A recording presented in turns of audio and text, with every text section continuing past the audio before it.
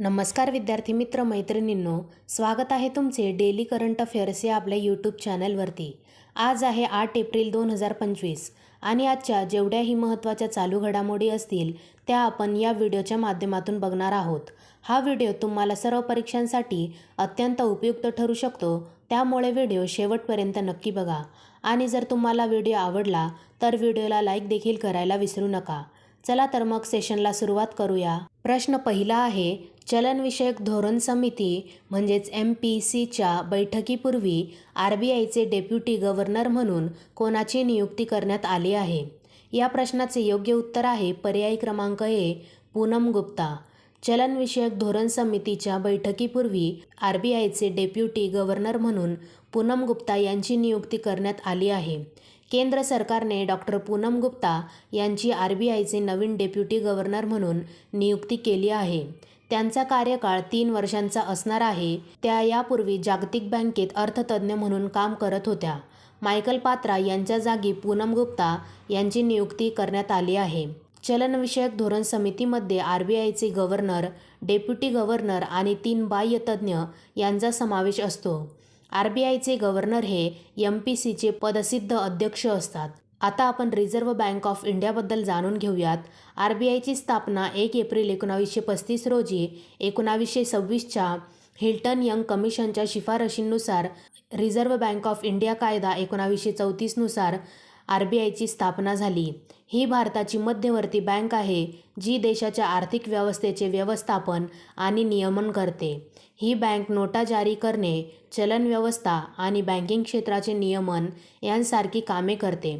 RBIचे मुख्यालय मुंबई येथे आहे व RBIचे सध्याचे गव्हर्नर आहेत संजय मल्होत्रा। पुढील प्रश्न बघूयात। प्रश्न दुसरा आहे, मुख्यमंत्री महिला उद्यमिता योजना कोणत्या राज्यात सुरू करण्यात आली आहे? या प्रश्नाचे योग्य उत्तर आहे पर्याय क्रमांक B, आसाम। मुख्यमंत्री महिला उद्यमिता योजना आसाम या राज्यामध्ये सुरू करण्यात आली आहे। आसामचे मुख्यमंत्री हिमंता बिस्वा शर्मा यांनी मुख्यमंत्री महिला उद्यमिता अभियान सुरू केले आहे। 30 लाख महिलांनी त्यांचे सूक्ष्म व्यवसाय सुरू करण्याचे उद्दिष्ट ठेवले आहे। महिलांचा विस्तार किंवा वाढ करण्यास मदत करण्यासाठी 10,000चे प्राथमिक भांडवल प्रदान करून त्यांना सक्षम करणे हे या योजनेचे उद्दिष्ट आहे। या योजनेअंतर्गत पहिल्या वर्षी प्रत्येक लाभार्थी महिलेला 10,000 रुपयांचे प्राथमिक भांडवल प्रदान करण्यात येणार आहे। द्वितीय वर्षी पहिल्या वर्षाची रक्कम योग्य प्रकारे वापरली असल्यास दुसऱ्या वर्षी 25,000 रुपयांची मदत दिली जाणार आहे व तिसऱ्या वर्षी यशस्वी उद्योजकांना 50,000 रुपयांची मदत दिली जाणार आहे। आता आपण आसामबद्दल जाणून घेऊयात। आसामची राजधानी आहे दिसपूर। येथील राज्यपाल आहेत लक्ष्मण आचार्य। मुख्यमंत्री आहेत हिमंता बिस्वा शर्मा। आसाममध्ये विधानसभेच्या एकूण जागा आहेत 126, राज्यसभेच्या एकूण जागा आहेत 7 व लोकसभेच्या एकूण जागा आहेत 14। पुढील प्रश्न बघूयात। प्रश्न तिसरा आहे, कोणत्या देशाने अलीकडेच आपले नौदल वर्चस्व मजबूत करण्यासाठी झिरकॉन हायपरसॉनिक क्षेपणास्त्राचे अनावरण केले? या प्रश्नाचे योग्य उत्तर आहे पर्याय क्रमांक C, रशिया। रशियाने अलीकडेच आपले नौदल वर्चस्व मजबूत करण्यासाठी झिरकॉन हायपरसॉनिक क्षेपणास्त्राचे अनावरण केले आहे। रशियाने 19 जुलै 2021 रोजी ॲडमिरल गोर्शकोव या जहाजावरून पांढऱ्या समुद्रात झिरकॉन क्षेपणास्त्राची यशस्वीरित्या चाचणी केली होती। या चाचणी क्षेपणास्त्राने 350 किलोमीटर अंतरावरील जमिनीवरील टार्गेटला अचूकपणे लक्ष्य केले होते। रशियाचे अध्यक्ष व्लादिमीर पुतिन यांनी सांगितले की झिरकॉन क्षेपणास्त्र रशियाच्या हवाई संरक्षण आणि क्षेपणास्त्र संरक्षण प्रणालीला मजबूत करते। झिरकॉनचे वैशिष्ट्य आहे जसे की हे क्षेपणास्त्र समुद्र आणि जमिनीवरील लक्ष्यांवर हल्ला करण्यासाठी डिझाईन केलेले आहे। ते रशियन क्रुझर्स, फ्रिगेट्स आणि पाणबुड्यांवर बसवण्यासाठी तयार केले गेले आहे। झिरकॉनचे स्टेल्थ वैशिष्ट्ये आणि उच्च वेग यामुळे ते शोधणे कठीण होते, ज्यामुळे शत्रूंना आधीच धोक्याची जाणीव होत नाही। आता आपण रशियाबद्दल जाणून घेऊयात। रशियाची राजधानी आहे मॉस्को। येथे चलन वापरले जाते रशियन रुबल। रशिया हा युरोप आणि आशिया खंडात येतो। रशियाचे राष्ट्रप्रमुख आहेत व्लादिमीर पुतिन व येथील पंतप्रधान आहेत मिखाईल मिशस्टीन। पुढील प्रश्न बघूयात। प्रश्न चौथा आहे, संयुक्त राष्ट्र खेळांची दुसरी आवृत्ती एप्रिल 2025 मध्ये कोठे होणार आहे? या प्रश्नाचे योग्य उत्तर आहे पर्याय क्रमांक सी, न्यूयॉर्क. संयुक्त राष्ट्र खेळांची दुसरी आवृत्ती एप्रिल 2025मध्ये न्यूयॉर्क, युनायटेड स्टेट्स येथे आयोजित केली जात आहे. खेळाच्या माध्यमातून मुत्सद्दीपणा, सहकार्य आणि एकता वाढविणे हा याचा उद्देश आहे. UN गेम्सची पहिली आवृत्ती न्यूयॉर्कमध्ये एप्रिल ते मे 2024 या कालावधीत आयोजित करण्यात आली होती, ज्यामध्ये 85 देश आणि 18 संस्थांमधील 300हून अधिक खेळाडूंचा सहभाग होता. भारत या वर्षीच्या खेळांमध्ये सह-आयोजकांची भूमिका बजावत आहे आणि विशेषतः बुद्धिबळ आणि योगामध्ये आघाडी घेत आहे. या दोन खेळांचे आयोजन आणि व्यवस्थापन करण्यात भारताची मोठी भूमिका आहे. खेळांमध्ये soccer, basketball, volleyball, tennis, pickleball, धावणे, बुद्धिबळ आणि योग यांचा समावेश आहे. आता आपण संयुक्त राष्ट्र म्हणजेच युनायटेड नेशन्सबद्दल जाणून घेऊयात. संयुक्त राष्ट्र ही एक आंतरसरकारी संस्था आहे. याचे मुख्यालय न्यूयॉर्क शहर, युनायटेड स्टेट्स येथे आहे. UNची स्थापना 24 ऑक्टोबर 1945मध्ये झाली. UNमध्ये एकूण संस्थापक सदस्य 51 देश आहेत. सध्याचे सदस्य 193 सार्वभौम राज्य आहेत. पुढील प्रश्न बघूयात. प्रश्न 5वा आहे, डोनाल्ड ट्रम्प यांनी भारतीय वस्तूंवर 9 एप्रिल 2025 पासून लागू केलेल्या परस्पर शुल्काची टक्केवारी किती आहे? या प्रश्नाचे योग्य उत्तर आहे पर्याय क्रमांक बी, 26%. डोनाल्ड ट्रम्प यांनी भारतीय वस्तूंवर 26% एवढे परस्पर शुल्क लावले आहे. परस्पर शुल्क म्हणजे रेसिप्रोकल टॅरिफबद्दल जाणून घेऊयात. याचा अर्थ असा की भारत जर अमेरिकेच्या वस्तूंवर जास्त शुल्क आकारत असेल तर अमेरिका देखील भारतीय वस्तूंवर तितकेच शुल्क आकारेल. व्हाईट हाऊसच्या माहितीनुसार भारत अमेरिकेवर 53% टॅरिफ लावतो, पण डिस्काउंटेड रेसिप्रोकल टॅरिफ अंतर्गत अमेरिकेने भारतावर 26% टॅरिफ लावणार असल्याची घोषणा केली आहे. ट्रम्प यांनी जशास तसे धोरण म्हणजेच टिट फॉर टॅट स्वीकारले आहे. यामध्ये ते इतर देशांनी लावलेल्या शुल्कांनुसारच शुल्क लावण्याची योजना करत आहेत. या निर्णयामुळे भारतीय निर्यातीवर परिणाम होण्याची शक्यता आहे, कारण अमेरिकेत भारतीय वस्तूंवरील किंमत वाढू शकते, ज्यामुळे मागणी कमी होऊ शकते. अमेरिकेने म्हटले आहे की भारत अमेरिकेच्या वस्तूंवर जास्त शुल्क आकारतो, त्यामुळे हे शुल्क आवश्यक आहे. आता अमेरिकेने काही देशांवर सर्वाधिक कर लावला आहे. ते देश आहेत चीन. चीनवर अमेरिकेने 34% टॅरिफ लावले आहेत.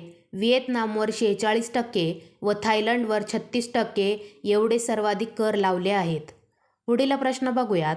प्रश्न 6वा आहे, 15वी hockey India senior men's national championship 2025 कोठे आयोजित केली जाईल? या प्रश्नाचे योग्य उत्तर आहे पर्याय क्रमांक डी, झाशी, उत्तर प्रदेश. 15वी hockey India senior men's national championship 2025 झाशी, उत्तर प्रदेश येथे आयोजित केली जाणार आहे. ही चॅम्पियनशिप 4 एप्रिल ते 15 एप्रिलपर्यंत सुरू असणार आहे. यामध्ये 30 संघ सहभागी होत आहेत. हॉकी इंडियातर्फे या स्पर्धेचे आयोजन करण्यात आले आहे. हॉकी इंडिया वरिष्ठ पुरुष राष्ट्रीय चॅम्पियनशिप ही एक राष्ट्रीय फील्ड हॉकी स्पर्धा आहे. सध्या त्याची 15वी आवृत्ती सुरू आहे. ही स्पर्धा प्रथमच पुरुषांची 1928मध्ये तर महिलांची 2011मध्ये सुरू करण्यात आली. या चॅम्पियनशिपची 14वी आवृत्ती चेन्नई, तामिळनाडू येथे आयोजित करण्यात आली होती व यामध्ये ओडिशा विजयी ठरला होता, तर उपविजेता हरियाणा ठरला होता. 15वी हॉकी इंडिया सिनियर महिला राष्ट्रीय चॅम्पियनशिप 2025 1 ते 12 मार्च 2025 या कालावधीत पंचकुला, हरियाणा येथे आयोजित करण्यात आली होती. यामध्ये प्रथम क्रमांकावर झारखंड, ज्यांनी सुवर्णपदक जिंकले होते. द्वितीय क्रमांकावर हरियाणाने रौप्य पदक तर मिझोरामने कांस्य पदक जिंकले होते. आता आपण हॉकी इंडियाबद्दल जाणून घेऊयात. ही भारतीय हॉकी फेडरेशन आहे. याची स्थापना 2009मध्ये झाली. हॉकी इंडियाचे मुख्यालय नवी दिल्ली येथे आहे व याचे सध्याचे अध्यक्ष आहेत दिलीप तिर्की. पुढील प्रश्न बघूयात. प्रश्न 7वा आहे, नुकतेच उत्तर प्रदेश अनमोल रतन पुरस्काराने कोणाला सन्मानित करण्यात आले? या प्रश्नाचे योग्य उत्तर आहे पर्याय क्रमांक ए, निखिल सिंगल. निखिल सिंगल यांना उत्तर प्रदेश अनमोल रतन पुरस्काराने सन्मानित करण्यात आले आहे.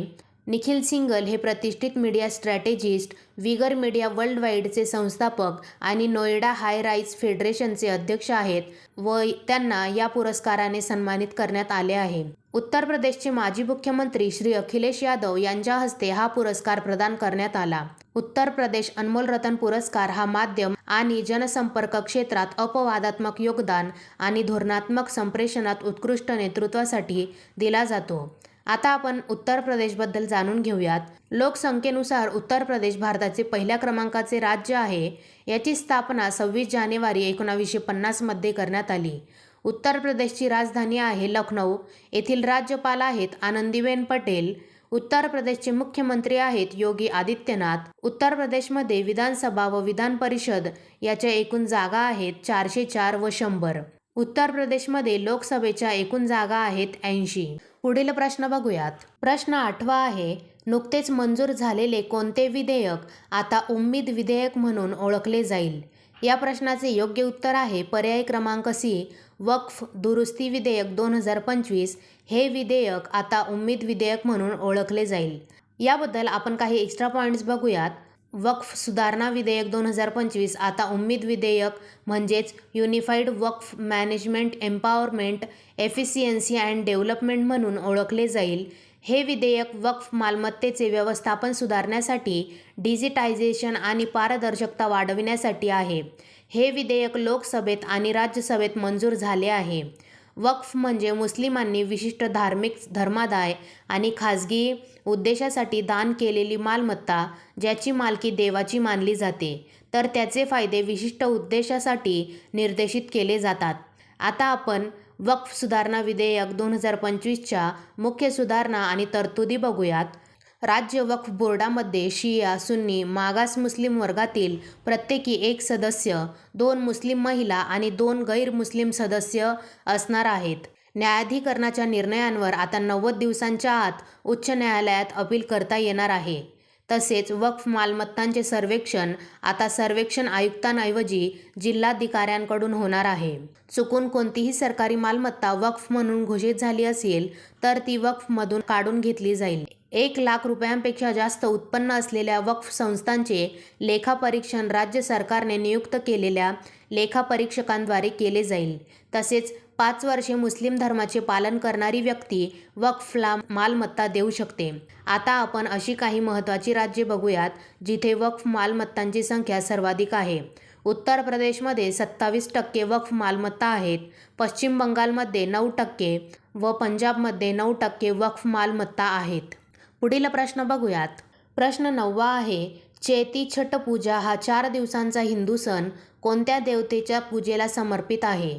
या प्रश्नाचे योग्य उत्तर आहे पर्याय क्रमांक सी, सूर्यदेव आणि छठी मैया.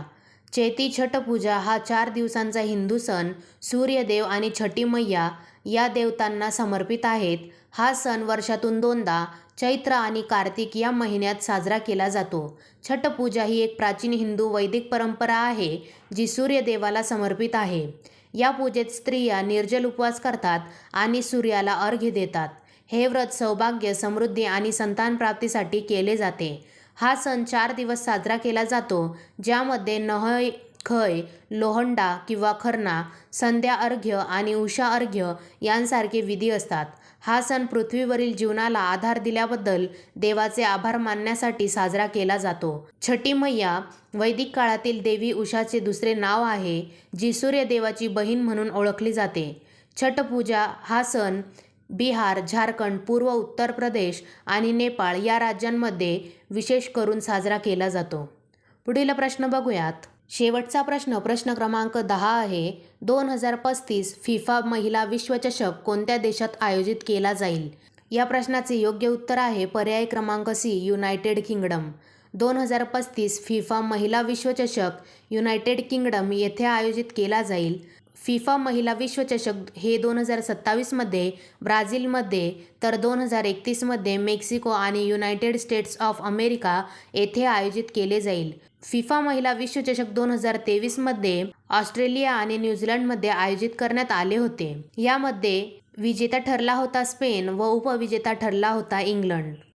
विद्यार्थी मित्र मैत्रिणींनो, अशा प्रकारे इथे आपले संपूर्ण प्रश्न झालेले आहेत. मी आशा करते तुम्हाला सर्व प्रश्न समजले असतील.